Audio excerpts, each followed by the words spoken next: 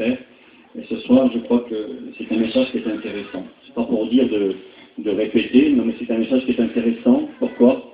Parce que je crois qu'il est un bénéfice pour nos cœurs et qu'il est également un moyen de réfléchir que la parole de Dieu, c'est la vérité, et de réfléchir, eh bien, que nous devons prendre des décisions pour Dieu. Il y a beaucoup de gens qui fréquentent les réunions. La tournée de mission va bientôt se terminer. Il est écrit dans l'Ancien Testament, une parole, je crois, de Jérémie qui dit que l'été est passé, la moisson est venue, et je ne suis toujours pas sauvé. Et souvent on cite ce verset en fin de mission, il y a un copain qui a prêché là-dessus récemment, bien parce que c'est vrai, il y a des gens qui fréquentent nos réunions, qui fréquentent nos missions, année après année, semaine après semaine, et puis pourtant pas de décision de prise dans leur cœur. Et j'aimerais ce soir qu'à travers la réflexion de la parole de Dieu, vous puissiez considérer la parole et arrêter de venir aux réunions pour venir aux réunions, et venir à la réunion pour prendre une décision. C'est ça qui est important. Et j'aimerais, pour ce faire, lire un passage avec vous dans la parole de Dieu, dans la Bible. Je vais lire avec vous dans l'évangile de Luc, au chapitre 2 et au verset 41. Écoutez ce qu'il est dit. Les parents de Jésus allaient chaque année à Jérusalem à la fête de la Pâque. Et je vais arrêter donc la lecture ici. Et puis j'aimerais qu'on puisse prier le Seigneur et vraiment qu'on puisse demander à Dieu, Seigneur, parle-moi, dispose mon cœur, que je ne sois pas là pour dire d'occuper une place, mais que je sois là pour que tu puisses me parler et que je puisse comprendre. Vous savez, comprendre la parole de Dieu, ça demande un effort. Parce que ce soir, il va y avoir de l'opposition dans vos esprits, du trouble. Ça ne sera pas facile de capter, de s'attentionner. Et puis souvent l'esprit essaye de penser à demain, essaye de penser à tout à l'heure, à autre chose, et on a du mal à se concentrer sur la parole de Dieu. Le Seigneur déclare, il raconte cette parabole dans Matthieu chapitre 13, la parabole du semeur. Et il va dire la semence est jetée par le semeur, une partie tombe sur le bord du chemin. Et il va dire cette semence ne porte pas de fruits. Et il va dire, eh bien, cette semence qui ne porte pas de fruits, qui est mangée par les oiseaux, qui est une image du diable qui vient ôter ce que vous avez reçu et écouté, il est dit ces mots, eh bien, que cette semence est semblable à un homme qui écoute la parole de Dieu, mais qui ne la comprend pas. Il y a des gens qui fréquentent nos réunions, mais on dirait qu'ils ne comprennent pas. Vous savez, faut être réaliste. Hein, vous êtes dans un camping, et puis quelqu'un qui monte et qui dit vite, sortez vite, ça prend feu dehors, et puis ça va brûler. Ben, je crois qu'il ne faut pas 10 ans pour réfléchir. Il ne faut pas dire, tiens, ça y est, il faut que je comprenne, est-ce que tu es sûr, mais comment ça s'est passé, qui a mis le feu, et puis depuis combien de temps, on ne pose pas de questions, on sort en courant, puis après, à la limite, on va demander des explications. Ben, je crois qu'on est trop en train de réfléchir, et qu'il serait peut-être temps de prendre des décisions, et puis de sortir avec le Seigneur ce soir de ce chapitre. Trop longtemps, tu es rentré sans lui, et tu es ressorti sans lui. Mais ce soir, il serait peut-être temps de dire, Seigneur, je suis rentré sans toi, et puis je crois que c'est possible par la grâce de Dieu, mais ce soir, je vais repartir avec toi. Amen. Amen. On va prier le Seigneur un court instant, si vous le voulez bien. On va courber nos fronts devant le Seigneur. Et puis Sam va me remettre entre les mains de Dieu et nous remettre à chacun entre les mains du Seigneur. Nous voulons te rendre grâce de bénir ce soir parce que tu es Dieu. Je te présente ces moments au trône de ta grâce, Seigneur. Merci pour les chants de cantiques chantés à ta gloire. Merci pour les témoignages de toi. Merci parce qu'un jour tu as changé nos vies. Je te présente ton messager, celui que tu as choisi ce soir, qu'il puisse annoncer ta parole avec force et autorité de l'Esprit Saint. Tu mets les paroles dans ta bouche maintenant, afin que ta parole puisse oui, Seigneur. Dans le nom de Jésus pour ta gloire, nous te disons merci Seigneur. Amen. Voilà, que Dieu soit béni. De l'heure, il est 9h10. Que Dieu soit béni, que Dieu nous bénisse ensemble maintenant.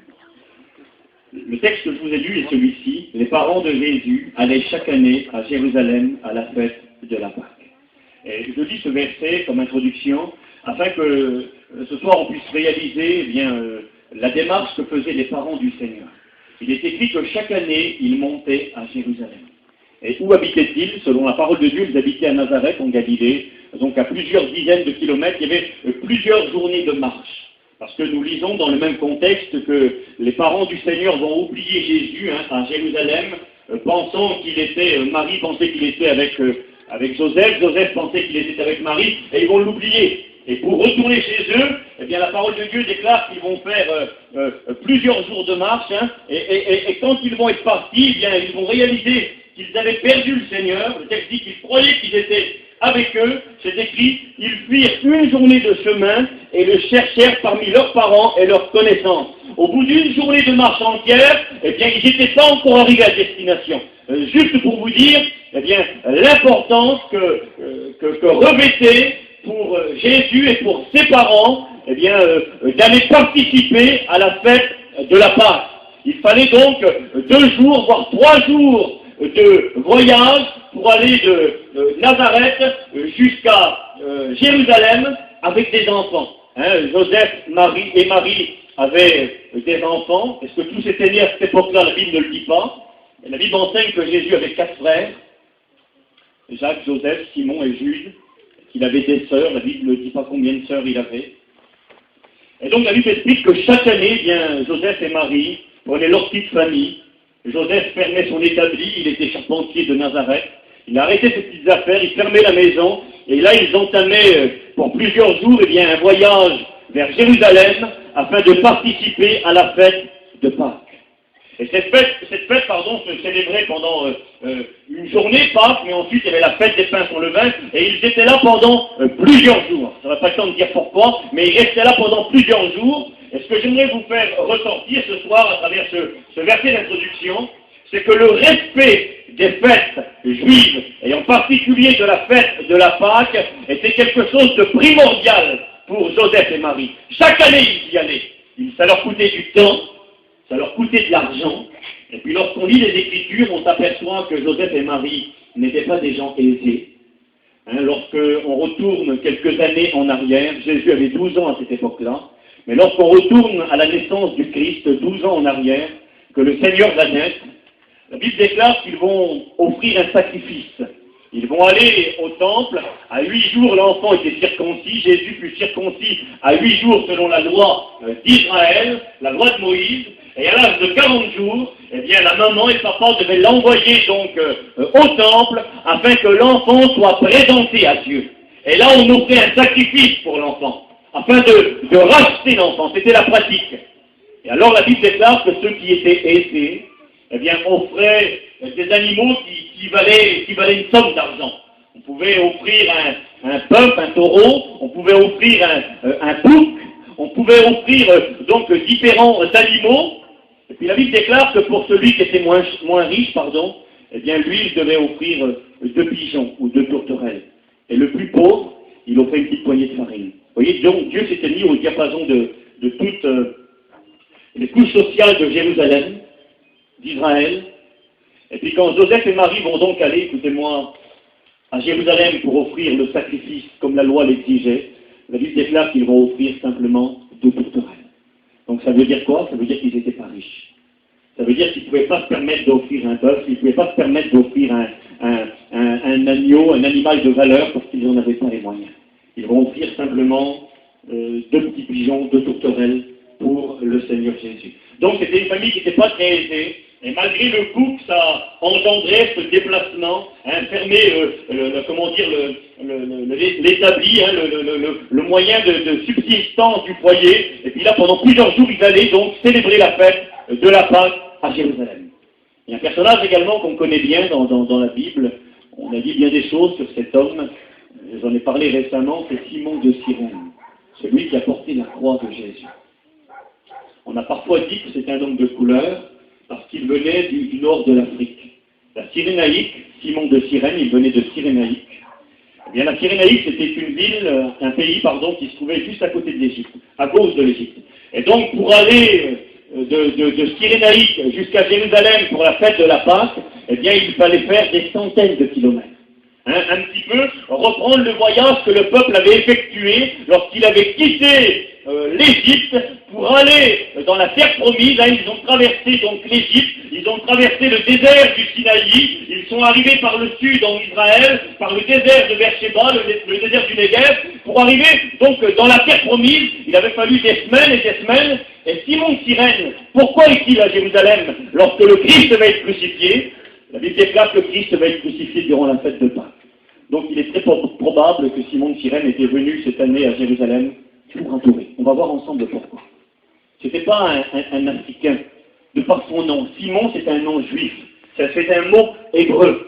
Hein, donc, ça veut dire Dieu a entendu. Donc, il a un nom hébreu, c'est un juif. Alors, qu'est-ce qu'il fait là-bas à des centaines de kilomètres d'Israël? Eh bien, tout simplement, bien des années avant que Jésus ne vienne sur la terre, il y avait eu une dispersion du peuple d'Israël. Hein, le peuple avait été dispersé aux quatre coins des nations.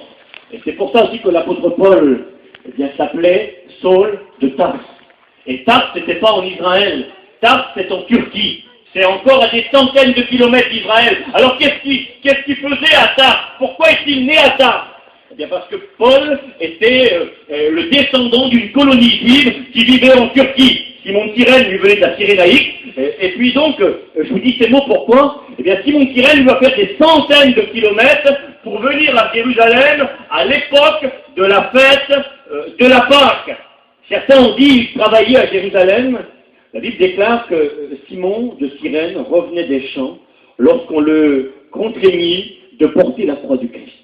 Alors qu'est-ce qu'il faisait? Il revenait des champs. Certains ont dit, il venait du travail. On ne revient pas du travail à 8 h du matin.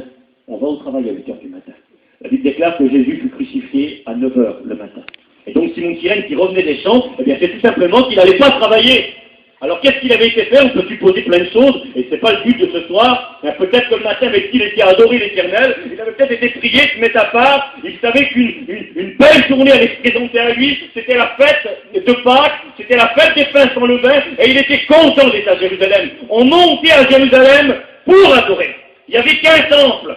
Il n'y avait pas un temple en Turquie, il n'y avait pas un temple en Afrique, il y avait un seul temple, c'était à Jérusalem, c'était en Israël. Et Dieu avait donné des ordonnances, des consignes. Dieu avait dit à son peuple, voilà, vous me célébrerez à travers des fêtes. Je vais vous donner 7 fêtes. Et durant ces 7 fêtes, eh bien vous montrez là où ma maison sera dressée, et vous viendrez m'apporter un culte, ce sera une convocation sainte, dit l'Éternel. On va lire ça dans Lévitique, au chapitre 23, verset 1er. Il est question, on va lire ensemble un petit peu, et je vais vous parler des fêtes qu'il y avait en Israël. Et si je vous dis ces mots, c'est afin que vous réalisiez l'importance qu'avaient ces fêtes pour Israël et pour le peuple d'Israël. Jésus, chaque année, ses parents allaient à Pâques. C'était long, c'était coûteux, et c'était, un voyage qu'on aurait pu se passer. Mais on le faisait parce que Dieu l'avait ordonné. Dieu avait exigé ces fêtes. Simon de Cyrène, il parcourt, je me répète, des centaines de kilomètres parce qu'il vient pour adorer et il vient pour obéir à Dieu. Il est écrit dans Lévitique 23, verset 1er, l'Éternel parla à Moïse et dit, parle aux enfants d'Israël et tu leur diras, les fêtes de l'Éternel que vous publierez seront de saintes convocations, voici quelles sont mes fêtes, dit l'Éternel. Alors Dieu va ordonner des fêtes. Le mot fête en hébreu, c'est le mot Moël, qui veut dire rendez-vous. Et donc, les fêtes, c'était plus qu'un amusement, plus qu'une distraction, plus qu'un loisir. Les fêtes, c'était un rendez-vous avec Dieu. C'était un ordre de Dieu. Dieu va consacrer, Moïse va consacrer, eh bien, tout un chapitre entier, très long, pour décrire les fêtes de l'Éternel. Et puis, il y en a d'autres qui en parlent et qui décrivent, parce que c'était important aux yeux de Dieu. Et ce soir, eh bien, je vais vous rappeler, je vais essayer de le faire assez rapidement, quelles ont été et quelles sont toujours les fêtes qui sont célébrées pour le peuple d'Israël. Aujourd'hui, elles sont célébrées différemment parce qu'il n'y a plus de temple. Le temple n'existe plus pour l'instant. Et ces fêtes étaient des lois établies par Dieu et étaient des rendez-vous que Dieu faisait avec son peuple. Alors la première fête qui est ordonnée par Dieu, que Dieu va demander, est celle-ci. Lévitique 23, verset 4, « Voici les fêtes de l'Éternel, les saintes convocations. » C'est-à-dire que le peuple est convoqué, c'est-à-dire qu'il doit se déplacer, et c'est quelque chose de saint, quelque chose de sacré, quelque chose de mis à part. Saint veut dire mis à part, quelque chose de particulier. Voici les fêtes de l'Éternel, les saintes convocations que vous publierez à l'instant fixé. Le premier mois, le 14e jour du mois, entre les deux soirs, ce sera la Pâque de l'Éternel. Et la première fête que Dieu va ordonner à son peuple de célébrer, on entend bien que c'est après la sortie d'Égypte, c'est Dieu qui va donner cet ordre à Moïse, afin de les communiquer au peuple, et que le peuple, génération après génération, puisse obéir à ces ordonnances.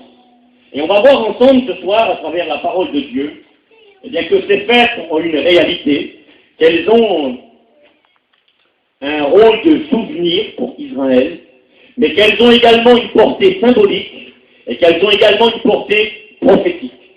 Le Seigneur Jésus, quand il est venu sur la terre, il a dit ces mots. Il a dit, moi, je ne suis pas venu pour abolir la loi, mais je suis venu pour l'accomplir. Et Jésus est venu l'accomplir dans le sens où il a comment dire, il a obéi à tous les commandements de la loi. Il y avait 613 ordonnances dans la loi de Moïse, 613 commandements, et Jésus, depuis sa naissance jusqu'à sa mort, il a obéi à tous les commandements sans jamais pécher une seule fois contre un commandement. Jamais. Il est le saint, il est le parfait, ce qu'aucun homme n'a pu faire, lui il l'a fait. Et il fallait qu'il en soit ainsi.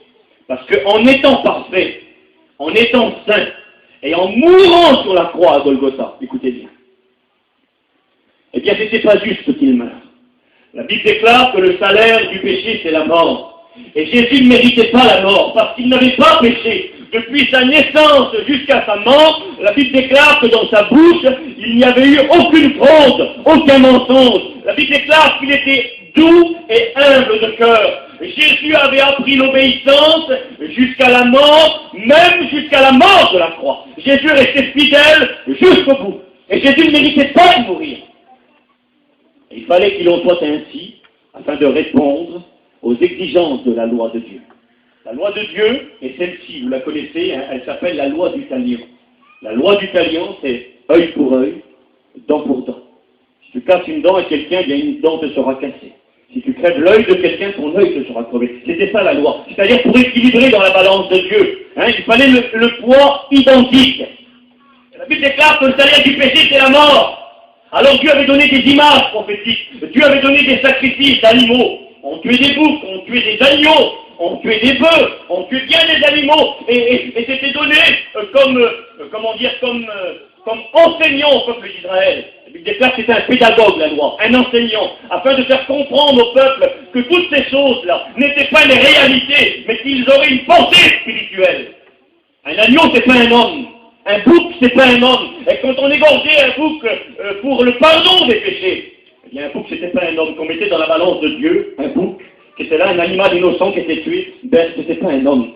Il fallait qu'un homme meure, écoutez-moi, pour répondre aux exigences de Dieu, pour rééquilibrer la balance de Dieu. Il fallait que l'homme qui meurt soit sans péché. Il fallait qu'il soit parfait. Alors lui, il ne mérite pas, il meurt, mais il ne mérite pas. Moi, je meurs, mais je mérite.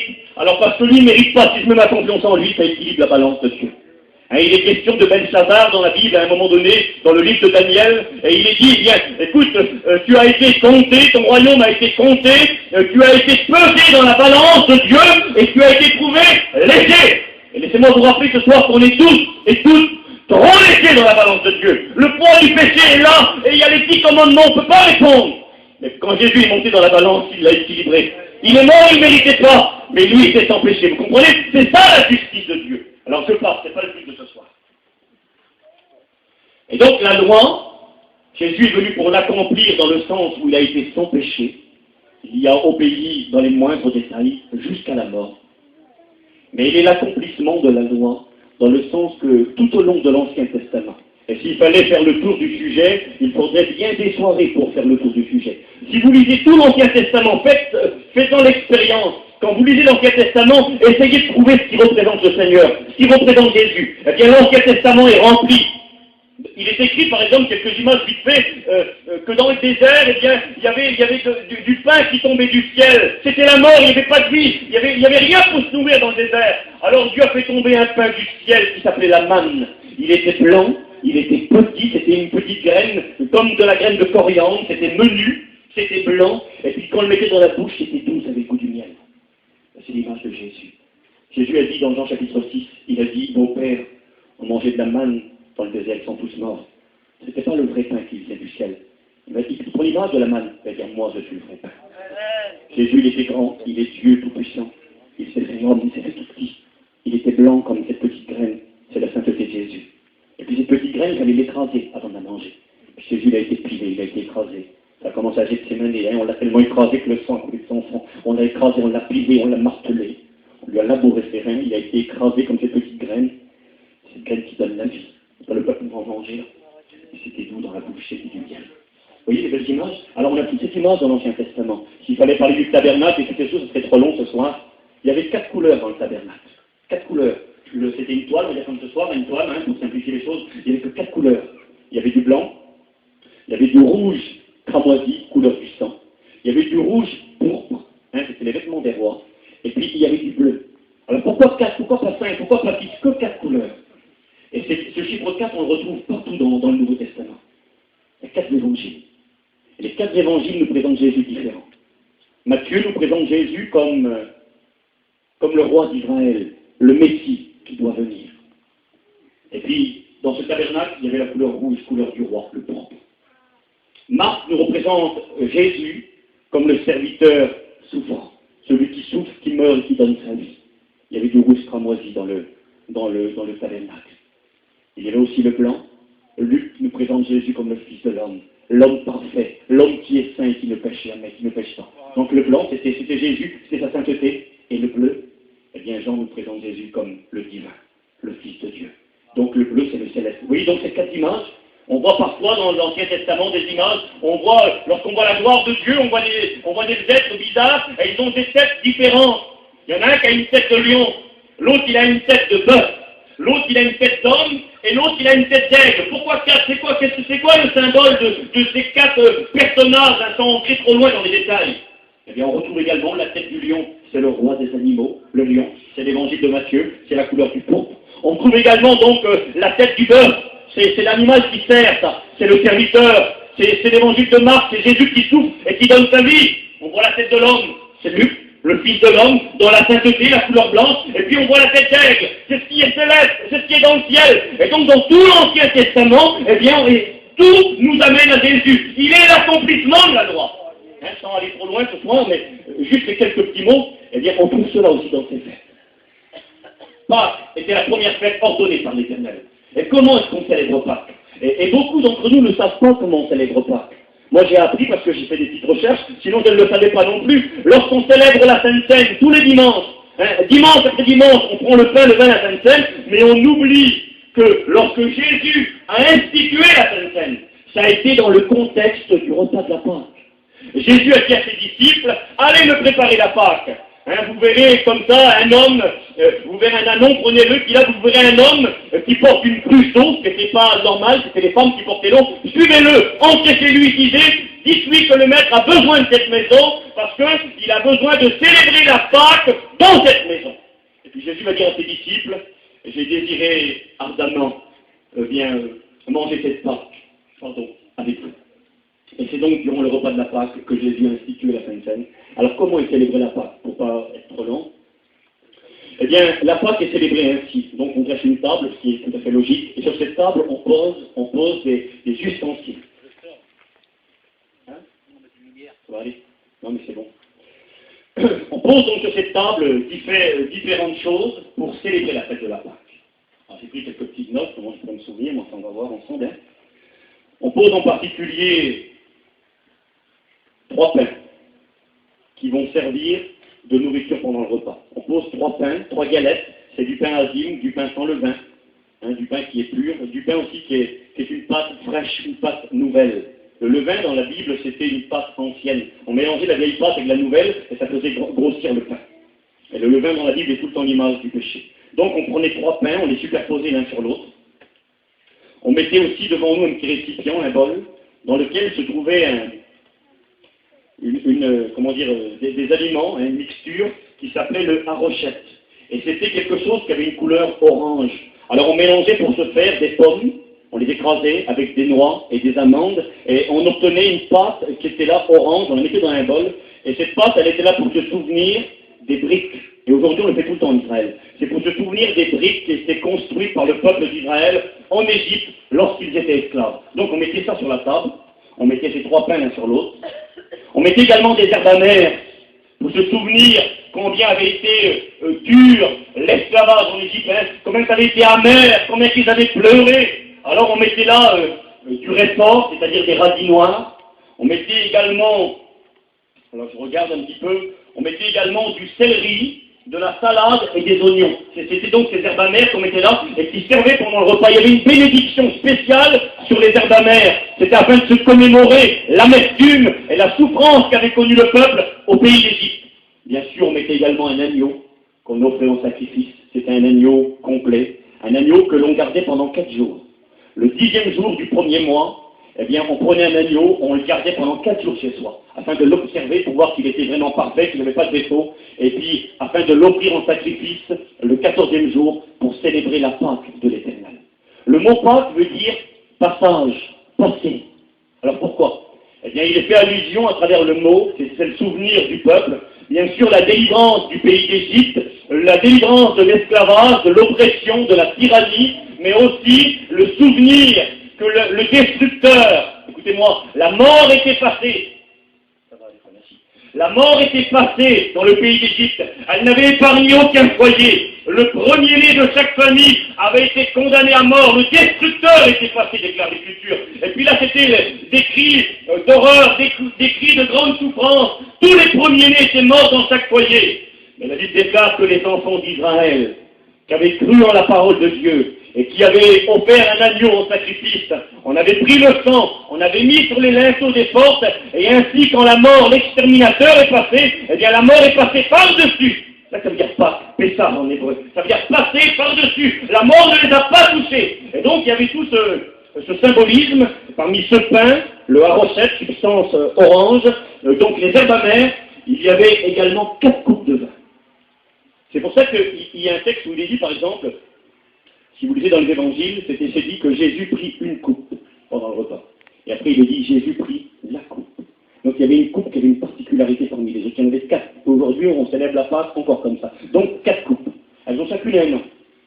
La première s'appelle la coupe de bénédiction. C'est pour ça qu'il est dit que la coupe que nous bénissons, et puis elle s'appelle également la coupe des délivrances. C'est écrit dans l'Ancien Testament, et j'élèverai la coupe des délivrances en ton nom. Donc il y avait la première coupe, là, la coupe de bénédiction, la coupe des délivrances, en souvenir de la délivrance du pays d'Égypte. Il y avait donc une deuxième coupe qui était la coupe de l'alliance. Et normalement, aujourd'hui encore, Israël, quand il célèbre la Pâque, ils disent ces mots. Ils disent, bien, cette coupe est la coupe de l'alliance que Dieu, l'Éternel, a fait avec son peuple, Israël. Et quand Jésus a institué la Sainte Seine, il a changé la formule traditionnelle et il a dit, cette coupe est la coupe de la nouvelle alliance. Donc l'ancienne alliance, c'était Dieu avec Israël. La nouvelle alliance, c'est Dieu, c'est Jésus avec le monde entier, avec tous les autres. Ça, c'est bon parce qu'avant, déclare l'Écriture, on était des étrangers, on était sans droit de cité en Israël, mais la Bible déclare que nous qui étions loin, jadis, nous avons été rapprochés par le sang de l'agneau Jésus-Christ. Amen. Donc il y avait cette coupe-là, la coupe de bénédiction, des délivrances, la coupe de l'alliance. Il y avait aussi la coupe, comment dire le mot, c'est la coupe des malédictions, exactement, voilà. La coupe de malédiction. Et cette coupe-là, le peuple d'Israël ne la boit pas, toujours aujourd'hui. Elle est là, et celui qui ordonne le repas, le chef de famille, prend cette coupe à un moment donné du repas, il la lève comme ça, vous voyez, et puis il la vide. Elle est pleine de scarabord, et il la vide. Et quand il la vide, eh bien, il récite les 10 plaies que Dieu a envoyées sur l'Égypte. Il cite les sauterelles, il cite la grêle qui brûle, il cite ces fléaux par lesquels Dieu a puni le peuple rebelle, mais par lequel aussi Dieu a épargné son peuple. Vous voyez, quand les fléaux sont tombés sur le peuple d'Égypte, Israël était tout le temps épargné. Dieu les protégeait, Dieu faisait une distinction. Et il est bon de réaliser que Dieu fait une distinction, et que Dieu ne tient pas le coupable pour innocent, et qu'il ne tiendra pas non plus l'innocent pour coupable. Dieu sait faire une distinction, et Dieu bien ne saura faire, comment dire, un tri. C'est important. Donc, là, cette coupe-là, et je vais avancer vite, et la 4e coupe, c'était la coupe d'Élie. La coupe d'Élie est celle-ci. Aujourd'hui, on célèbre la Pâque encore comme ça. À un moment donné du repas, bien, cette coupe est prise, et puis le chef de famille va dire au plus jeune, généralement c'est un enfant, il laisse la porte entrouverte pendant tout le repas. Et il va dire à l'enfant, il va lui dire, va dehors, regarde si le prophète Élie ne vient pas. Alors l'enfant va dehors, écoutez, et puis il regarde, et bien sûr, depuis maintenant 3500 ans que cette fête est célébrée, eh bien, l'enfant va dehors, et quand l'enfant revient, et vous savez qu'est-ce qu'il dit tout le temps? Ben, il dit non, il dit Élie ne vient pas. Et alors on repose cette coupe. Alors pourquoi on appelle cette coupe la coupe d'Élie? Qu'est-ce que Élie a à voir dans le repas de la Pâque? Eh bien, il est écrit dans le dernier livre de l'Ancien Testament, dans Malachie, le dernier livre, les derniers versets, C'est comme ça que se conclut l'Ancien Testament. Elle se conclut en disant qu'un jour, Élie, le prophète, reviendra. Et quand Élie reviendra, il préparera le chemin du Messie. Il viendra avant le Messie. Il viendra avant que le Sauveur ne vienne sur cette terre pour y régner. Alors, depuis des milliers d'années maintenant, le peuple d'Israël attend son Messie. Écoutez-moi, il attend son Sauveur, et puis donc, il fait constamment, chaque année, à la même fête, allez voir si Élie ne vient pas. Allez voir, et puis l'enfant dit non, il ne vient pas.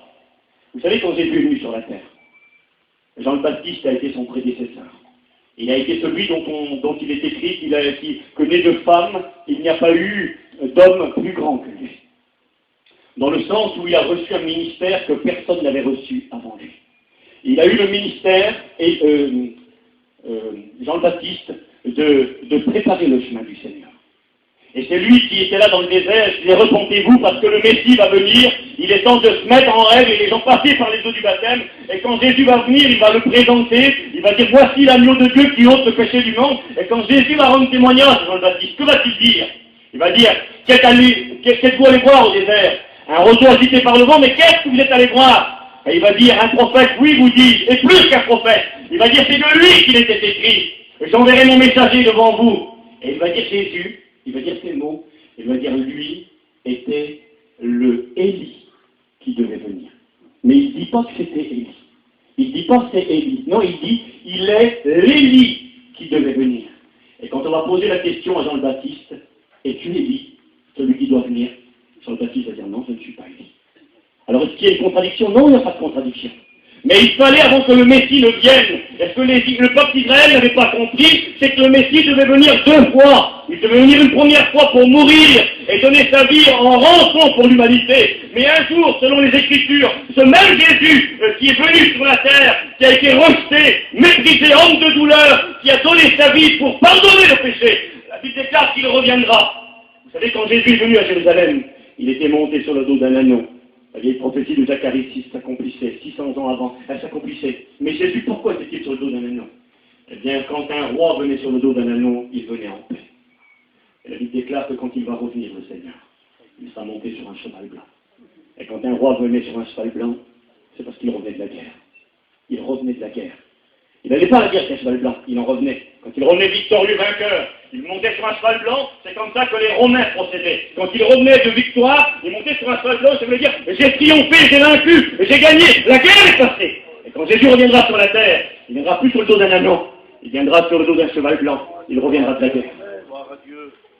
J'avance avec vous. Donc cette Pâque était célébrée avec tous ces symboles-là. Et quelle est la leçon pour nous? Bien, rapidement ce soir. Aujourd'hui, les Juifs n'ont plus d'agneau.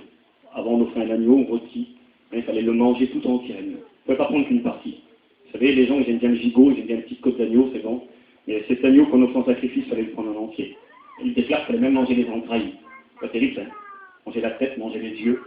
Je ne sais pas pour vous, mais moi, j'aime pas tellement manger cela. Ben, l'agneau, on ne pouvait pas faire on n'avait pas le choix. Il fallait manger le gigot, oui, c'est bien. Il fallait manger les côtes, pas de problème. Il fallait manger les entrailles. Il fallait manger les pattes. Il fallait manger les yeux. Il fallait manger la tête. C'est pas terrible, ça? Eh bien, cet agneau est bien sûr un type prophétique de Jésus. Jésus, vous savez, on le prend tout entier, on ne le prend pas du tout. Il y a certaines personnes qui voudraient se faire un petit Jésus à eux. Vous savez, un Jésus qui pardonne, un Jésus qui guérit.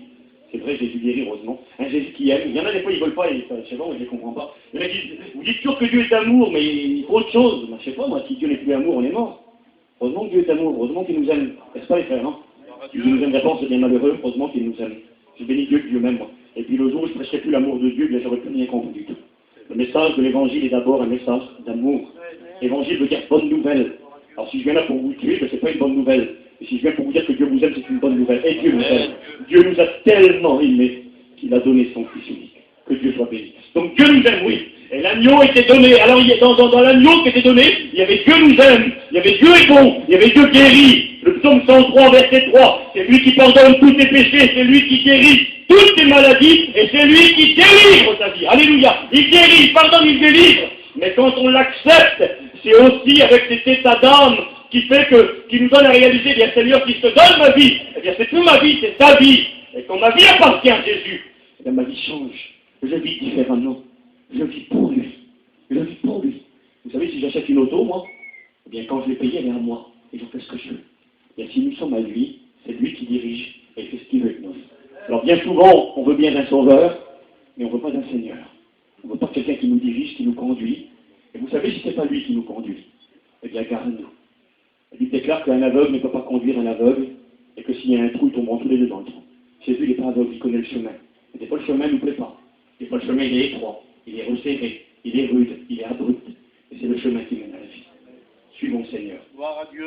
Donc cet agneau était donné, je vais avancer. Il y avait bien sûr les herbes amères qui étaient données, et toutes ces choses sont des symboles de ce que Jésus a fait.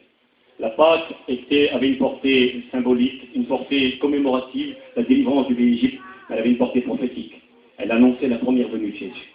Parce que Jésus est venu sur la terre, il a été cet agneau. Il a mangé les herbes amères, le Seigneur. C'est-à-dire mon âme, est triste jusqu'à la mort. Il était rempli d'amertume. Quand il est à Gethsémane, là, il essaye de lutter, de comprendre, de trouver l'issue.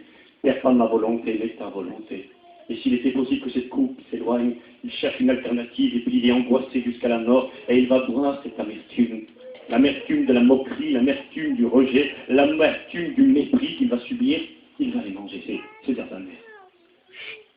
Je rappelais récemment, donc la semaine dernière, une note qui m'a plu.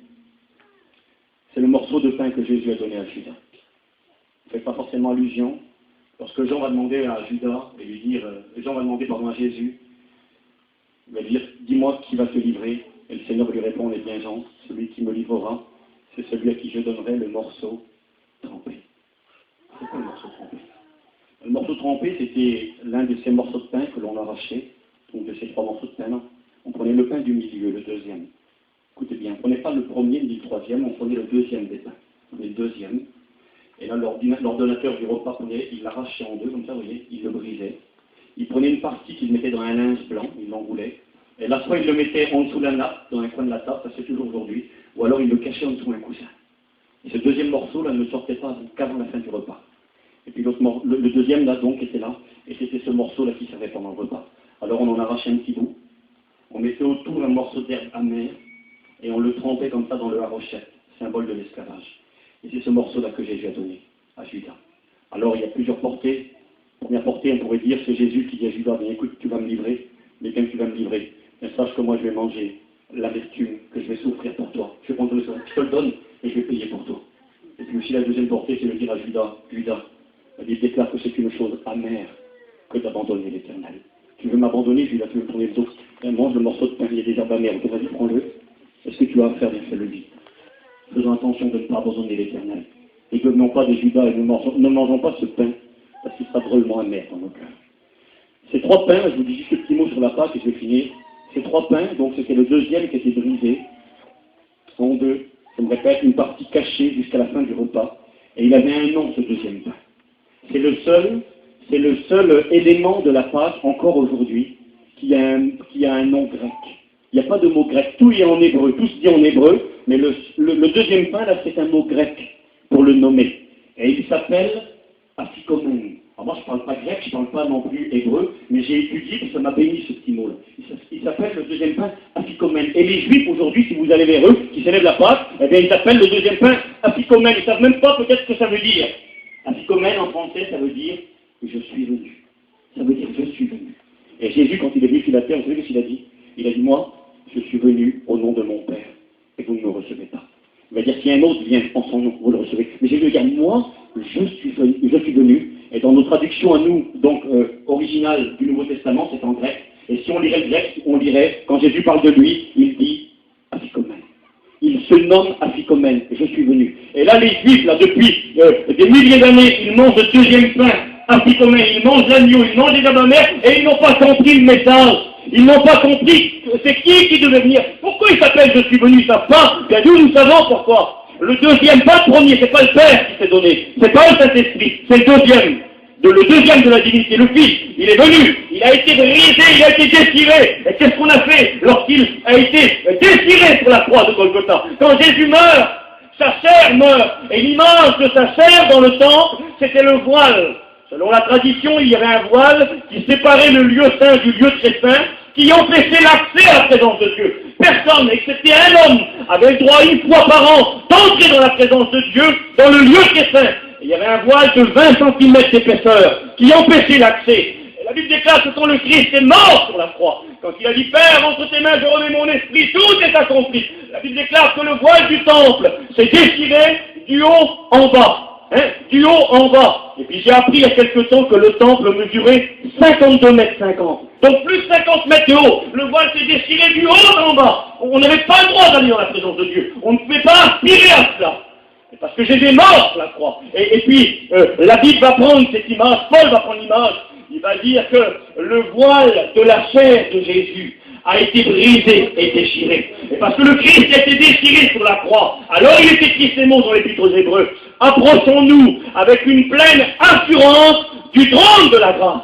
Avant, je n'avais pas le droit. Avant, je ne pouvais pas penser ni espérer pouvoir être touché par Dieu, pouvoir être visité par Dieu, pouvoir entrer dans la présence de Dieu. Et Dieu a fait plus que ça. C'est écrit dans 2 Corinthiens 3,16. Ne savez-vous pas que vous êtes le temple de Dieu et que le Saint-Esprit habite en vous? C'est bon, Seigneur. Alors maintenant, je n'ai même plus besoin d'aller à Jérusalem dans un temple quelconque. Il n'y a plus de temple. Mais j'ai plus besoin d'y aller. Pourquoi? Parce qu'aujourd'hui, c'est moi le temple de Dieu. Parce que le Christ a été déchiré, brisé comme sur un morceau de pain. Et puis on le mettait dans un bout de chiffon blanc et on le mettait en dessous de la table. Et puis vous savez, quand le Seigneur est descendu de la croix, mais la Bible déclare que Joseph d'Arimathée et Nicodème, sont allés prendre son corps, ils l'ont demandé à Pilate. Et qu'est-ce qu'ils ont fait? Eh bien, ils l'ont mis dans un linceul blanc, ils l'ont mis dans un linge blanc, comme ce morceau de pain. Eh bien, ils l'ont mis dans un tombeau. 3 jours plus tard, eh bien, le tombeau était vide. Et ce morceau de pain vient pour attendre la fin du repas, pour aller le chercher, pour le ressortir. Elle en ressort le morceau de pain qu'on peut le consommer. Vous voyez donc tout le symbolisme et tout l'accomplissement qui s'est fait en la personne de Jésus. Donc il y avait tout ce symbole. Et puis je vais passer, le temps compte, mais c'est pas grave, on va se dépêcher. Et puis après cela, quand le repas de Pâques était fini, j'ai été à célébrer la Pâque. Eh bien, avait lieu une deuxième fête, c'est écrit dans le Lévitique, chapitre 23 toujours, il est dit ces mots. Et le 15e jour de ce mois, c'est-à-dire donc le lendemain de la Pâque, ce sera la fête des pains sans levain, en l'honneur de l'Éternel. Vous mangerez pendant 7 jours des pains sans levain. Le premier jour, vous aurez une sainte convocation, c'est-à-dire tout le monde sera convoqué, vous ne ferez aucune œuvre servile. Et donc la deuxième fête, c'était la fête des pains sans levain. Et c'est durant cette fête que Jésus a été enseveli. Jésus est mort durant la Pâque. Parce que les journées en Israël, c'est pas comme nous. Nous, on commence à minuit et on finit à minuit. Pour nous, une journée, c'est le matin jusqu'au soir. Et bien en Israël, la journée commence le soir. Là, maintenant, là, un petit peu avant. Avant ça. Vers 6-7 heures, la journée commence et elle finit le lendemain à 6-7 heures. Donc à partir du vendredi, en Israël, j'y suis allé, le vendredi soir, commence le sabbat. C'est le 7e jour pour eux. Le vendredi soir, jusqu'au samedi soir, jusqu'à 6-7 heures, on ne fait plus rien du tout en Israël. Et donc Jésus a mangé le repas de la Pâque, et il est mort le jour de Pâques.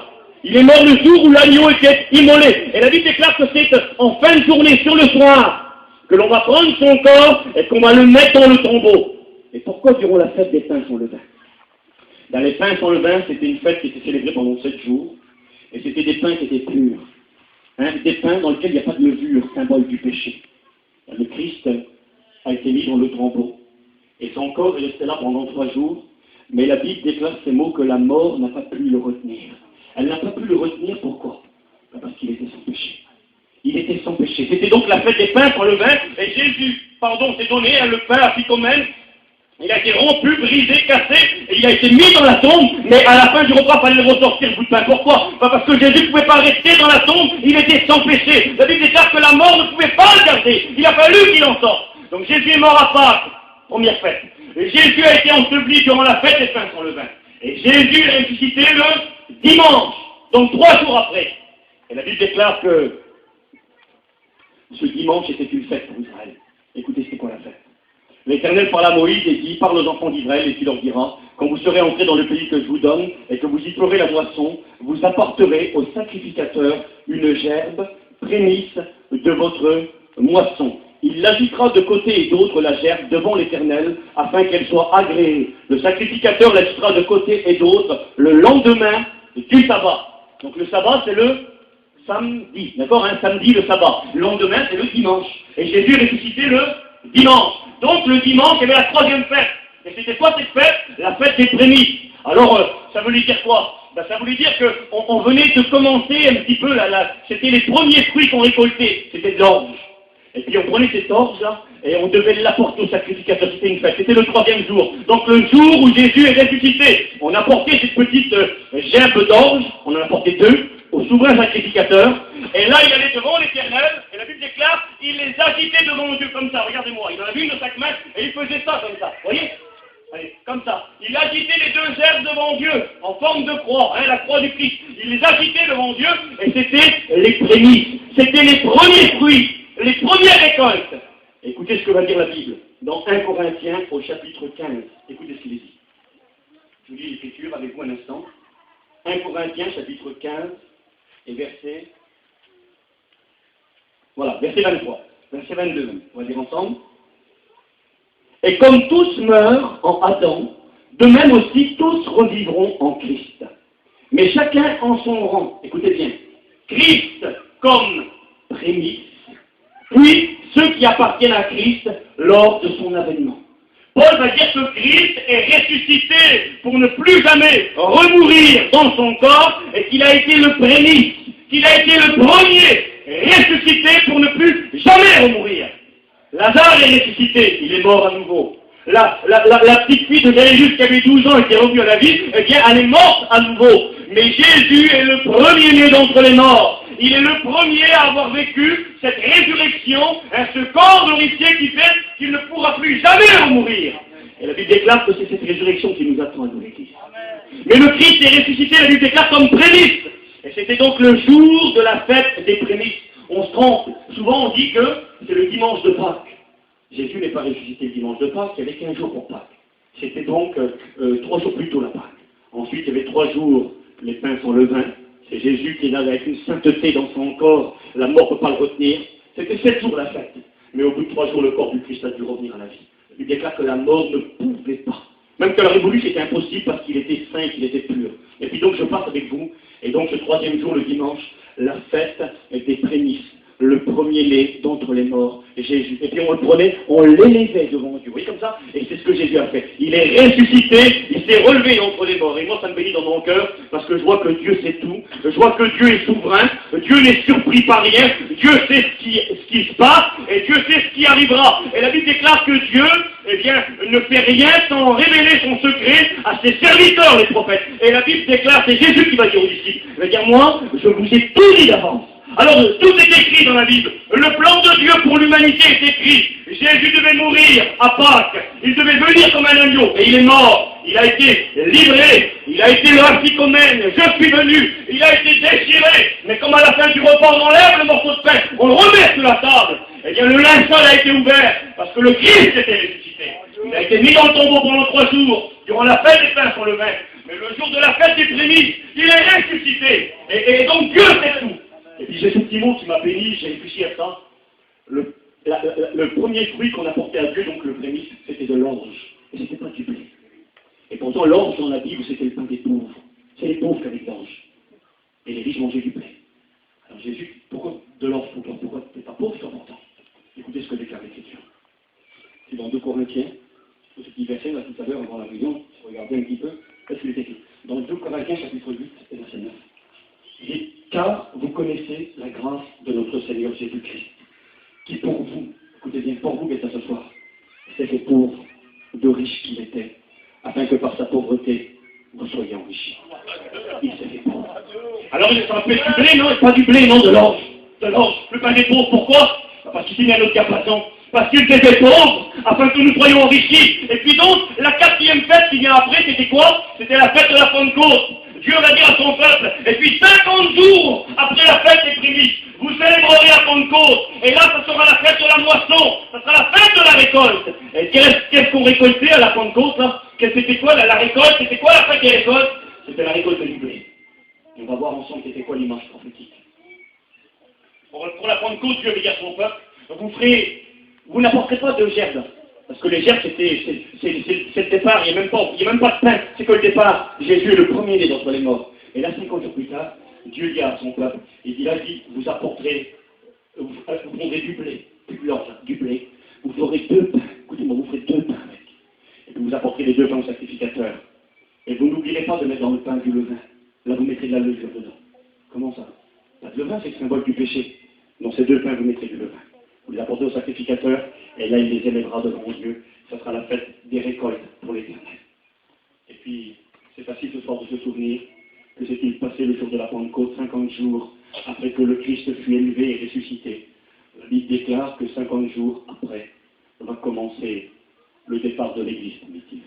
L'apôtre Pierre va prêcher la parole. Vous savez, quand Pierre a vu Jésus ressuscité, ça a commencé à bouillir dans son cœur. Il aurait voulu se sauver. Il aurait voulu aller dire Jésus est vivant, convertissez-vous, revenez à lui, le Messie, il aurait voulu. Et puis Jésus dit non, non, non, il va dire ne vous éloignez pas de Jérusalem. Ils étaient tentés déjà de partir, de commencer le feu. Il avait dit vivant, ressuscité. Ne vous éloignez pas de Jérusalem. Attendez, attendez, le temps n'est pas venu. Dieu fait toutes choses belles en son temps. Dieu a un temps, Dieu a un calendrier qu'il respecte. La venue de Jésus, il est mort à Pâques. Je me répète, il est enseveli à la fête des pains sans levain, ressuscité pour la fête des prémices. Et puis la pierre est pleine de feu, il le voit pendant 40 jours. Et Jésus va dire non, non, le temps n'est pas venu. Attendez, attendez. Vous allez recevoir de la puissance par le Saint-Esprit, et alors vous serez mes témoins. Et quand est-ce qu'ils ont reçu la puissance? Le jour de la Pentecôte. Alors là, ça a commencé. La récolte. Jésus disait ces mots. Quand il regardait les champs de blé, il traversait avec ses disciples, il mangeait dans les champs, il était là. Et puis Jésus disait à ses disciples, il dit, regardez les champs, la moisson est blanche. Il va dire, la récolte arrive. Et puis il va dire, il y a comment dire, la moisson est grande, il y a peu d'ouvriers, et puis il voyait cette moisson qui était blanche, et il parlait du blé qui était prêt à être récolté, c'était la récolte, et il prenait l'image de l'église. Et quand Pierre va ressortir de puissance avec les autres le jour de la Pentecôte, il déclare qu'il va prêcher, et puis ça ne va pas être rien le début de la récolte. Ça va être 3000 conversions. Alors là, ils vont commencer à engranger, là. Hein, c'est plus un petit bout de blé, là, c'est des récoltes. Et là, 3000 conversions. Quelques jours plus tard, 5000 conversions. Et puis là, ils ramassent, ils sont en train d'engranger, et ça, c'est le temps de l'église. C'est le temps de la récolte, et nous sommes toujours dans ce temps. Parce que la fête qui vient ensuite, la 5e fête, elle n'est pas encore arrivée. C'est le temps de la récolte, là, c'est la Pentecôte, c'est la moisson, on ramasse, on engrange. Et pourquoi 2 pains avec du blé? La Bible déclare, c'est écrit, Jésus va faire un jour une parabole, il va dire, eh bien, un homme avait un champ, et puis il va y semer du blé, du bon blé, quelque chose de valeur. Et puis l'ennemi va venir, il va se délivrer à l'intérieur. Et puis il va dire, eh bien, c'est quoi la signification? Il va dire, le bon blé, la bonne semence, ce sont les fils du royaume, ce sont les chrétiens. Je bénis Dieu, Jésus, il est devenu comme de l'ange, afin de faire de moi du blé, quelque chose de valeur. Gloire à Dieu. Il va dire livré est venu, et puis il va dire livré, c'est les fils du malin. Donc Jésus va prendre cette image, et ces 2 pains c'était du blé, à l'intérieur il y avait du levain. Le levain c'est le symbole du péché. Et le Seigneur a voulu qu'il en soit ainsi pour nous faire comprendre que quand le moment de l'église viendrait, et qu'il y aurait donc les récoltes qui commenceraient, puis on le voit dans la Bible de l'église primitive, et il y aurait plein de bons blés dans l'église de Jésus. Mais il y aurait aussi du levain. Et dès le départ, il y en a eu. Il y a eu Ananias, il y a eu Saphira, il y a eu Simon, le magicien. Vous voulez acheter le baptême dans le Saint-Esprit par un poissonnier. Il y a eu de livrés dès le départ. Dieu le savait. Il a dit à la Pentecôte, tu ne mettras pas de pain intime, tu mettras des pains avec du levain dedans, et tu les élèveras devant Dieu. Et pourquoi 2? Parce qu'il y avait la partie judéo-chrétienne, c'est-à-dire les juifs convertis à Jésus, et puis il y avait la partie pagano-chrétienne, c'était les païens convertis à Jésus. Donc des 2, il en a fait qu'un seul. On les présentait tous les 2 devant Dieu. Oui, tout symbolise, c'est accompli dans l'Église. Et la 5e fête. Que Dieu soit béni, hein, vous voyez, parce que pour vous montrer que Dieu sait tout, Dieu connaît tout, Dieu a tout préparé d'avance, et que ces fêtes étaient solennelles, c'était des impératifs, personne ne devait les manquer. Pourquoi? Parce que Dieu avait un message à communiquer à son peuple. Pas simplement manger un bout de pain, pas simplement apporter un peu d'or, mais tout un message spirituel. Dieu voulait dire à son peuple, un jour je vais donner mon fils pour vous à Pâques. Il va mourir pour vos péchés. Et puis il va rester dans le tombeau, mais il sera tellement saint qu'il va revenir à la vie. Et puis il avait donné tout. Et puis il a commencé la dispensation de l'Église. Et des gens se convertiraient. Et la moisson serait récoltée. Et Dieu ferait de nous des objets de valeur. Et puis la 5e fête, il y en a 2 autres, à la fin on les verra pas, pourtant elles sont terribles. Mais la 5e fête, je vais vous dire quelques mots avant de finir. La 5e fête, elle est très importante. La 5e fête, c'est celle-ci. Lévitique 23, j'invente rien, vous lirez chez vous. Verset 23. Et l'Éternel parla à Moïse et dit, parle aux enfants d'Israël et dit, le 7e mois, le 1er jour du mois, vous aurez eu un jour de repos, publié au son des trompettes et une sainte convocation. Vous ne ferez aucune œuvre servile et vous offrirez à l'Éternel des sacrifices consumés par le feu. Alors c'est quoi cette fête? On connaît un petit peu Pâques, on connaît un petit peu Pentecôte, hein, on a des petites notions, mais cette fête-là, il est écrit que cette fête-là, eh bien, elle serait célébrée au son de la trompette. Avec des trompettes, on la célébrerait. Alors c'est quoi cette fête? Aujourd'hui, elle est connue en Israël, elle a reçu un nom particulier. Elle est encore appelée fête des trompettes, mais elle a reçu un nom particulier qui est celui-ci, je vais vous le donner. Elle s'appelle Rosh Hashanah en Israël. Ça veut dire la tête de l'année. Il y a deux calendriers en Israël. Il y a un calendrier religieux, qui sont donc les fêtes. On célèbre d'abord Pâques, et puis on avance, hein, les moissons, prémices, etc. Donc c'est ça, c'est le calendrier religieux. Mais il y a un calendrier civil. Et l'année, en réalité, en Israël, civile, ne commence pas avec la Pâque. Elle commence le 7e jour du premier mois. Ça se fait en septembre, octobre, tous les ans. Ça commence le 7e jour, donc le premier jour pardon, du 7e mois. Elle s'appelle Rosh Hashanah, ça veut dire la tête de l'année, le nouvel an juif. Et tous les ans en Israël, eh bien, on fait une fête pour le nouvel an juif. Et c'est appelé aussi la fête des trompettes. Et écoutez bien la portée de cette fête pour nous qui sommes là ce soir. Alors je regarde un petit peu les quelques notes que j'ai mises ici avec vous. Rosh Hashanah, c'est le nouvel an juif, c'est donc la 4e fête. Elle est la fête de la création de l'homme. Cette fête s'appelle aussi, donc elle a des noms hébreux, je vous les dis pas, mais elle s'appelle aussi le jour de la fête des trompettes, le jour du souvenir, et elle s'appelle aussi le jour du jugement, cette fête-là. Et elle aura aussi un accomplissement prophétique, mais qui n'est pas encore arrivé. Alors on va voir ensemble pourquoi. Comment était célébrée cette fête? Je regarde l'heure, je vais finir, on n'aura pas le temps de tout voir, mais c'est pas grave, écoutez-moi. Ouais, mais on prend quelques minutes de cette fête, après ça sera long, mais écoutez bien, juste pour cette fête. C'est marqué ces petits mots, je regarde si je retrouve mes notes. Voilà. Cette fête de Rosh Hashanah, comment se célèbre-t-elle aujourd'hui et comment se célébrait-elle à l'époque du Seigneur? Jésus en a parlé dans la Bible. Jésus y a fait allusion, vous allez voir. Alors, peut-être pas le temps de tout dire, mais Jésus y a fait allusion. Écoutez-moi. Rosh Hashanah. Comment se célèbre-t-elle? Elle commence par des coups de chauffard. On dit la fête des trompettes, et nous on pense plus à une trompette, un instrument de musique, c'est pas exactement ça. Quand il est question de la fête des trompettes, c'était le chauffard, c'était une corne de bélier qui était très longue, qui était tournée, et on soufflait dedans, hein, et ça servait donc pour réunir le peuple, pour partir, etc. Et donc Dieu va dire là, eh bien, ce sera une fête en mon honneur, ce sera la fête des trompettes, et elle commence par un grand coup de trompette très fort et très long. Alors il y a un homme qui est désigné qui sonne un coup de trompette très long. Ensuite il arrête, il met 3 coups de trompette très courts, et il finit par 7 coups de trompette. Ce jour-là, il est interdit de travailler. C'est le repos total, on se repose. Elle marque bien sûr la fin de l'année, c'est-à-dire le commencement d'une nouvelle année. Elle dure 2 jours, on y fait des grands repas. On y fait des grands repas, cette fête, mais des repas festifs. C'est un peu, si vous voulez, comme pour Noël pour les chrétiens. Vous avez vu, à Noël, c'est une fête de famille. On invite tout le monde, les enfants, les frères, les cousins, on mange ensemble et on se réjouit. Et c'est un peu ça, Rosh Hashanah. C'est une fête qui dure 2 jours et on fait des grands banquets, des grands festins. On se retrouve ensemble. C'est les retrouvailles, des gens qu'on n'a pas vus pendant des semaines, des mois. Et puis là, on se retrouve, on est content de se voir, on s'apprécie et on se réjouit ensemble. C'est ça, Rosh Hashanah. Ce jour-là, tout doit être blanc. Les invités doivent s'habiller en blanc. Et quand on va à la synagogue, eh bien on met du blanc partout. On met une nappe blanche sur les tables, on met du blanc sur les rideaux. On doit mettre du blanc partout et on doit être habillé tout en blanc. Ce jour-là, on mange une nourriture un peu particulière. Je ne me souviens plus de tous les aliments, mais je me rappelle de un des aliments qu'on consomme. On mange des pommes trempées dans du miel. C'est bizarre ça. En Israël, on ne se souhaite pas une bonne année. Hein, nous, chez nous, on dit bonne année, heureuse année. Eh bien, en Israël, on ne se souhaite pas une bonne année, on se souhaite une douce année. On dit, je te souhaite une année qui sera douce. Alors, on prend cette pomme, on la trempe dans du miel, et puis les invités mangent donc de cette pomme, symbole de douceur, dans du miel trempé. Et puis, on fait des lectures, ici on lit la parole de Dieu, on ne l'oublie pas. Et là, on fait une lecture dans la Genèse 22 et dans la Genèse 21. On se commémore le moment où Abraham a voulu offrir son fils Isaac en sacrifice, et puis que Dieu est intervenu, que Dieu l'a empêché, donc on se commémore ce moment dans la vie d'Abraham. Et puis quand j'ai étudié le sujet, eh bien j'ai vu des commentaires qui donnent à peu près l'âge qu'avait Isaac. Moi j'ai tout le temps pensé qu'il avait 12, 13 ans, 14 ans, hein, il avait l'âge de porter le fagot, donc j'ai toujours pensé à ça. Hein, il dit Abraham, moi et l'enfant nous reviendront. Et puis selon les commentateurs juifs, eh bien, ils pensent qu'il avait plus de 30 ans, Isaac, quand il avait été pour être offert en sacrifice par son père. On voit encore une image du Seigneur Jésus, je passe. Et la deuxième lecture était celle-ci.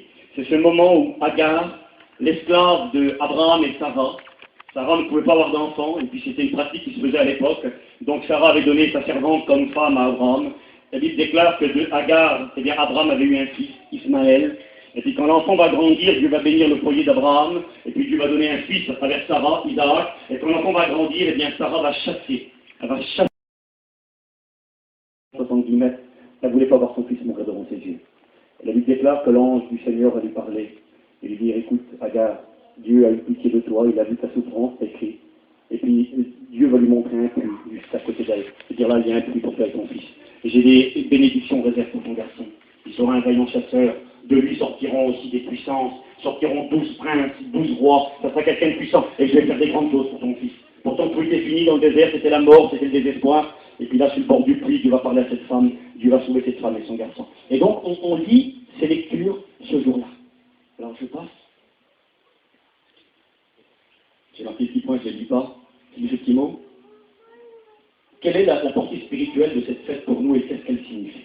Donc j'ai marqué ce petit mot, et Jésus a fait allusion à cette fête en Marc 13, 32 et en Matthieu 24, 37. Vous savez, quand Jésus dit, on écoute des fois ce verset, que nul ne connaît ni le jour, ni l'heure de son avènement. Alors c'est écrit, ni les anges, et certains manuscrits disent, ni le Fils, pas tous, et certains disent, ni le Fils, seul le Père connaît ce jour. Alors certains ont dit, tu vois, Jésus, il ne sait même pas quel jour il va revenir, donc c'est impossible de savoir quand Jésus reviendra. Et vous avez raison, si quelqu'un vous dit le jour et l'heure, eh bien il est à côté de l'Écriture. Mais, qu'est-ce que veut dire ce verset exactement? Jésus, quand il a dit ce verset-là, il faisait allusion à la fête de Rosh Hashanah. Pourquoi? Parce que c'était le début de l'année pour Israël, écoutez-moi. Et comment on faisait à l'époque pour savoir que l'année commençait? Comment on faisait à l'époque? Comment? Alors écoutez, 10 minutes et je finis. Eh bien, on faisait comme ça à l'époque. Il n'y avait pas de montre, comme aujourd'hui, pour regarder l'heure, savoir que l'année, les calendriers. Alors, on savait à peu près quand l'année allait commencer, parce qu'on se basait à la lune. Le calendrier, comment dire, l'année chez les Juifs, c'est une année lunaire. Nous, on a une année solaire. 365 jours à un quart. La Terre met 365 jours pour faire le tour du Soleil, et c'est notre calendrier, un calendrier lunaire. Alors que les Juifs, eux, ont un calendrier lunaire. Nous, c'est solaire, eux, c'est lunaire. Ils suivent à la Lune. Et donc, pour que la Lune brille en pleine Lune, et qu'elle s'éteigne, et puis qu'elle reparte à nouveau, il faut 30 jours. Et donc, une année juive est composée de 12 mois, de 30 jours, basés sur la Lune. Et quand donc la nouvelle année allait commencer, eh bien, il fallait voir la pleine Lune dans le ciel, et alors on savait que l'année allait commencer. Mais tout le monde n'était pas habilité à prononcer le début de l'année. Il fallait que ce soit un homme. Et à l'époque de Jésus, celui qui était habilité à prononcer le début de l'année, c'était le souverain sacrificateur. Il s'appelait le Nazi. Écoutez-moi, je vais finir. Le Nazi, c'est beau ça. Et puis le souverain sacrificateur, donc, avait deux hommes qui s'appelaient les deux témoins. Ils avaient un témoignage irréprochable, ils avaient des qualités exceptionnelles, et ces deux hommes avaient le droit, même le jour du sabbat, de faire des grandes distances à cheval. Ils étaient chargés d'observer le ciel afin de voir quand la pleine lune apparaîtrait. Et dès qu'ils voyaient la pleine lune, il fallait qu'ils retournent au galop à Jérusalem. Et là, ils venaient couvrir le souverain sacrificateur, et ils lui disaient, ça y est, nous avons vu la pleine lune.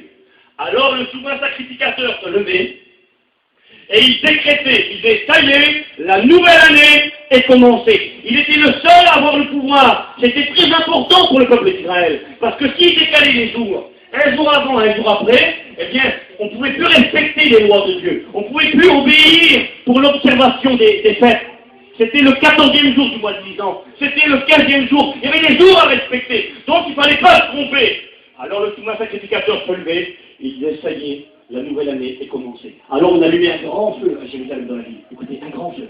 Et puis ceux qui étaient au loin, Jérusalem c'est des montagnes, ceux qui étaient au loin et qui voyaient le feu allumé, ils attendaient. On ne savait pas ni le jour ni l'heure de la nouvelle année de Rosh Hashanah. On ne savait pas. On distinguait le temps, on savait que c'était à peu près l'époque, mais on ne pouvait pas dire le jour et l'heure. Alors ils attendaient, ils guettaient ceux qui veillaient, et dès que le feu était allumé, ils savaient que l'année était commencée. Alors ils allumaient un grand feu, et ceux qui étaient plus loin là-bas, ils allumaient aussi un grand feu, et etc. Et ça a duré des siècles et des siècles, et ça a été aboli, parce que les ennemis d'Israël, qui voulaient faire pécher le peuple de Dieu, eh bien s'amusaient à allumer des feux 2-3 jours avant. Alors ils allumaient des grands feux, puis quand le peuple voyait ça, ils croyaient que c'était le début d'année, ils ne pouvaient plus obéir au commandement de Dieu. Alors donc ils ont arrêté cette pratique par la suite. Mais à l'époque du Seigneur, c'est ce qui se faisait. Et quand Jésus dit que personne ne connaît ni le jour ni l'heure, il ne met pas en cause sa divinité. Il ne dit pas qu'il n'est pas Dieu, il ne dit pas qu'il ne sait pas tout. Il est simplement en train de dire, ça ne pas à moi de choisir. C'est ce qu'il va dire aux apôtres dans Acte 1er, quand ils vont lui demander, est-ce dans ce temps-là que tu rétabliras Israël, c'est-à-dire que tu vas revenir en gloire? Jésus va dire, ce n'est pas à vous de connaître les temps et les moments que le Père a fixés de sa propre autorité. L'autorité, elle appartient au Père. Et c'est ce que Jésus a dit dans cette scène. Et il faisait donc allusion à cette fête qui nous parle du retour de Jésus. Ni le jour ni l'heure de son retour. Et je vais finir avec ce symbolisme. Dans cette fête, comme je vous l'ai lu,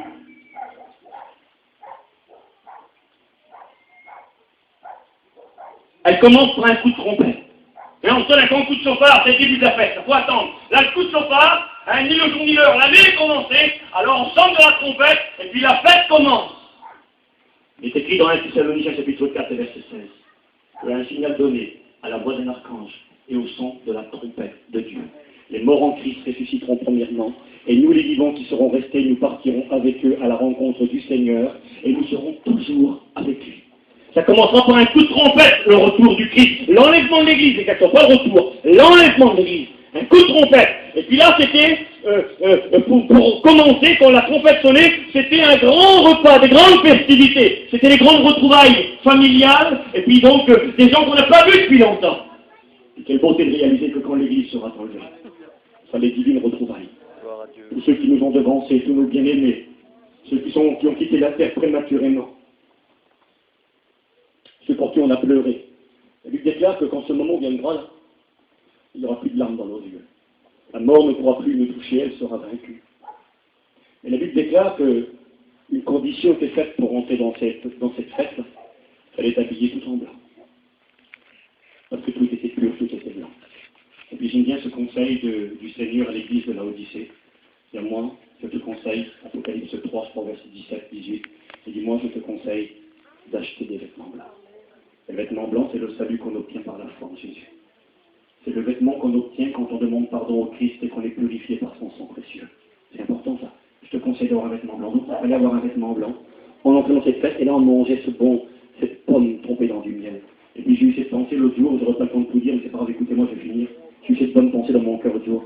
Eh bien c'est que, pourquoi la souffrance ici-bas, pourquoi la misère, pourquoi les larmes, pourquoi la mort?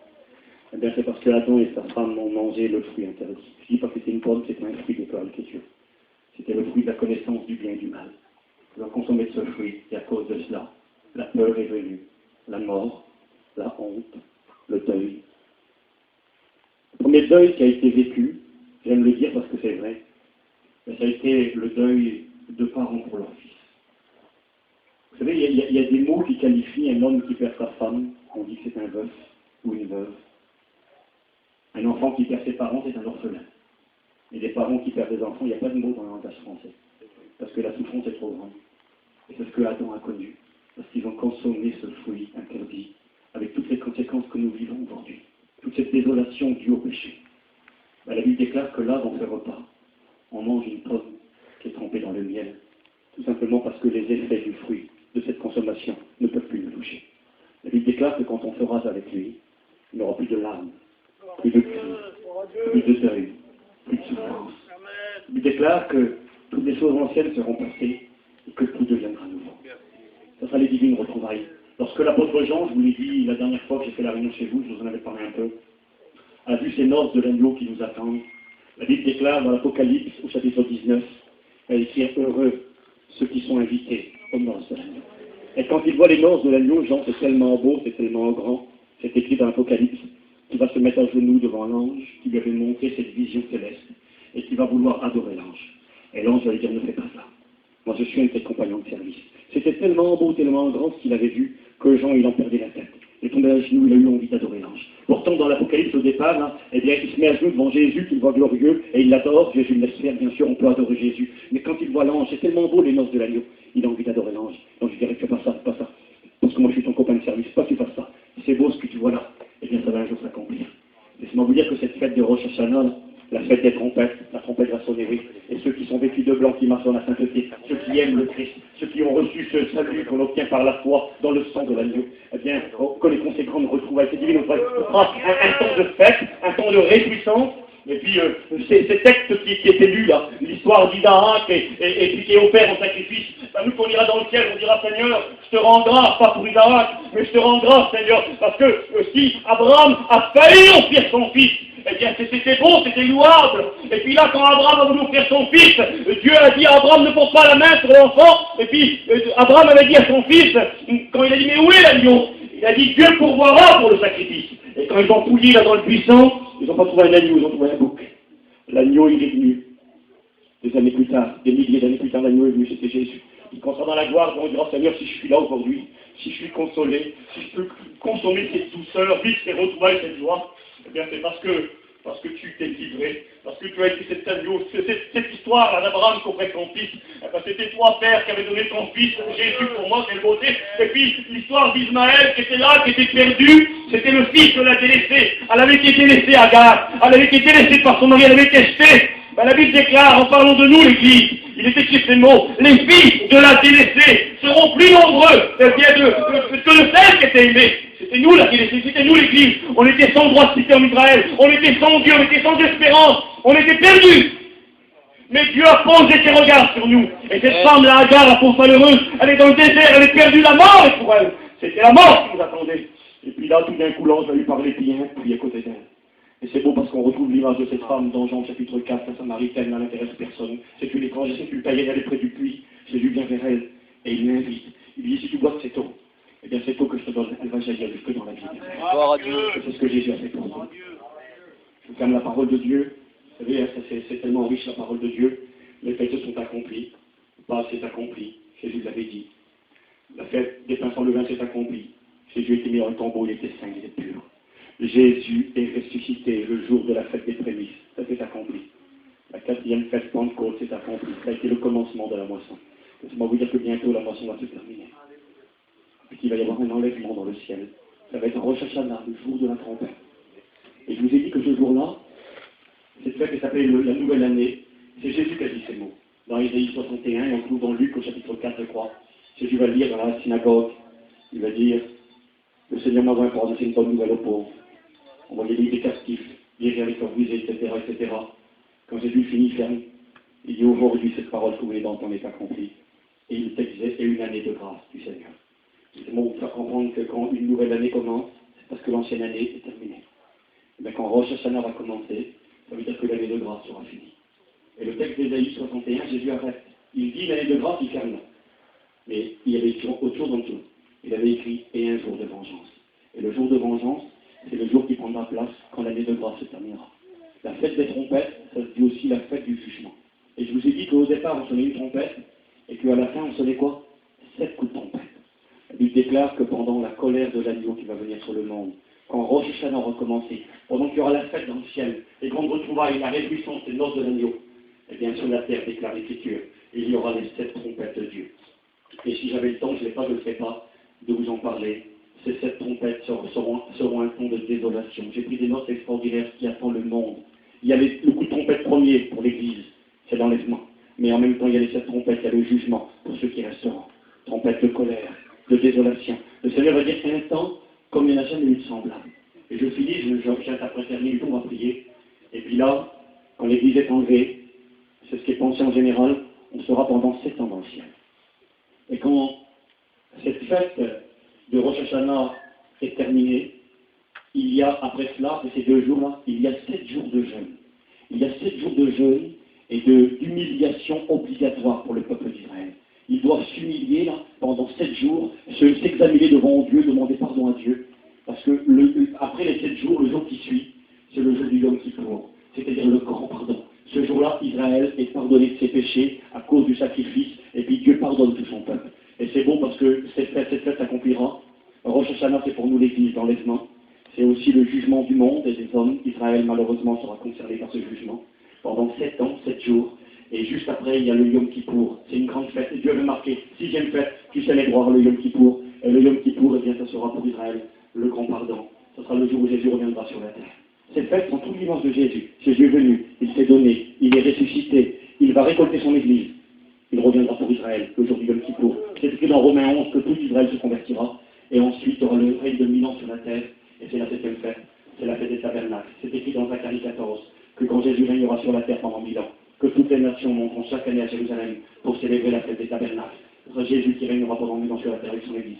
C'est fait, nous annonce tout le programme de Dieu. Alors tout le départ s'est accompli, laissez-moi vous dire que le reste va s'accomplir. Bientôt la trompette va sonner, Rosh Hashanah va commencer, très bientôt. L'année de grâce va se terminer. Alors il y aura un coup de trompette pour l'enlèvement, il y aura 7 coups de trompette pour le jugement pour ceux qui resteront. Alors qu'est-ce que vous voulez choisir ce soir? On va baisser nos têtes. C'est important. La Bible est la vérité. Quelle beauté qui nous attend. Quelle gloire. La moisson a commencé. Elle continue. Elle va bientôt se terminer. Et vous savez pourquoi le Seigneur tarde?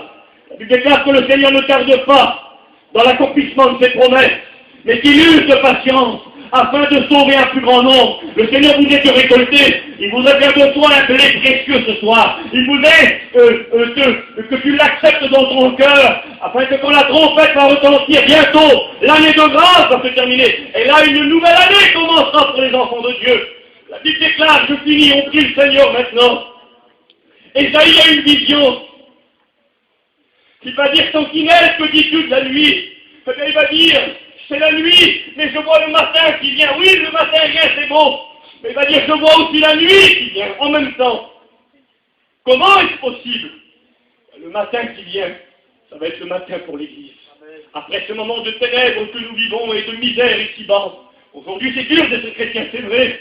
Il déclare que les temps de la fin seront des temps difficiles, spirituellement, moralement. Le péché va se son plein. Oui, c'est vrai que c'est difficile. La Bible déclare quand ces choses commenceront à arriver, levez vos têtes, parce que le matin vient, et la nuit aussi. Et puis le conseil d'Ésaïe est celui-ci, c'est revenez et convertissez-vous. Ce soir, il est temps de se convertir. Seigneur, nous voulons te dire merci. Je te loue, Barodérel, pour la Bible. Ta parole est la vérité. Elle est cette lampe à nos pieds, cette lumière sur notre sentier. Mais Seigneur, ta parole, elle est riche, elle est vraie. Tout ce que tu as dit s'accomplit. Tu ne te trompes pas, tu ne mens pas, tu fais tout, Seigneur. Jésus est venu, il est mort, oui, à Pâques. Jésus a été mis dans le tombeau, il était tellement saint, il est ressuscité, je te loue pour cela. Parce que Jésus est ressuscité, il est le gage que moi aussi, Seigneur, un jour, je serai avec toi. Merci, Seigneur. Alléluia. Merci parce que je fais partie de la Pentecôte. Je fais partie de la moisson. Tu as fait de moi un blé de grande valeur. Tu t'es fait pauvre pour que je sois enrichi. Et je te loue parce que bientôt Rosh Hashanah va commencer.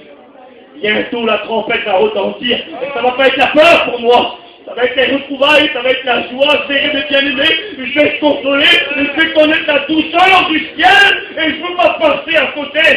Que mes vêtements soient blancs, Seigneur. Que je ne vienne pas salir ma robe. Garde-moi en toi, que je vive comme un enfant de lumière, dans cette sainteté que tu réclames de moi. Et je ne veux pas louper le coche.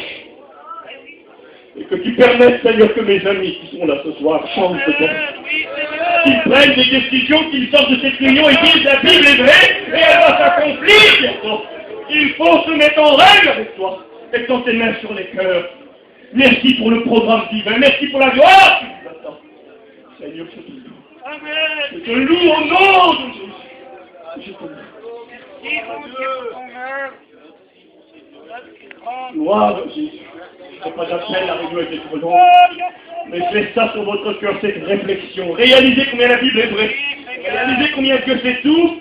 Et réalisez combien il te tend la main encore ce soir. Il a mangé les herbes amères. Il est venu pour toi. Il est venu chercher et sauver celui qui était perdu. C'est toi ce soir que tu peux être sauvé. Adieu pour tout à l'heure.